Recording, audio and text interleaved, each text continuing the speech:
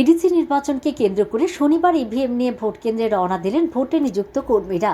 12 April অনুষ্ঠিত হবে ADC নির্বাচন, তাই নির্বাচন যাতে সুষ্ঠু ও শান্তিপূর্ণভাবে সম্পন্ন হয় তার সবকিছুর ব্যবস্থা রেখেছেন 26 নম্বর বীরচন্দ্র কলসি আসনের রিটার্নিং অফিসার শান্তি রঞ্জন চাকমা।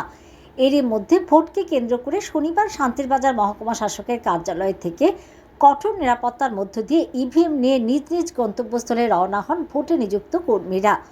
26 নম্বর বীরচন্দ্র কলসি আসনে মোট 45টি পোলিং স্টেশন রয়েছে, যার মধ্যে মোট ভোটারের সংখ্যা 3,75,026। এদের মধ্যে মহিলা ভোটারের সংখ্যা 1,08,890 এবং পুরুষ ভোটারের সংখ্যা 1,08,636 জন।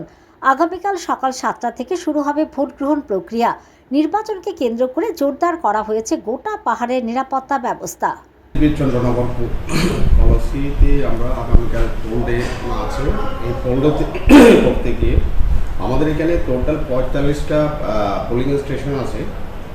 এই 45টা পোলিং স্টেশনের মধ্যে এসসিআই আছে ক্যাটাগরির আছে 11টা এবং এসটিপি ক্যাটাগরির আছে 18 এবং নর্মাল ক্যাটাগরির মধ্যে 16টা পোলিং স্টেশন, সব মিলিয়ে 45টা পোলিং স্টেশন আছে আমাদের এখানে। আর পোলিং টিমের করে আমাদের পোলিং টিম আমাদের 45, কিন্তু আমাদের total polling team 45 plus reserve team আছে 5টা। টোটাল মিলিয়ে 50টা টিম আছে 5 জন করে।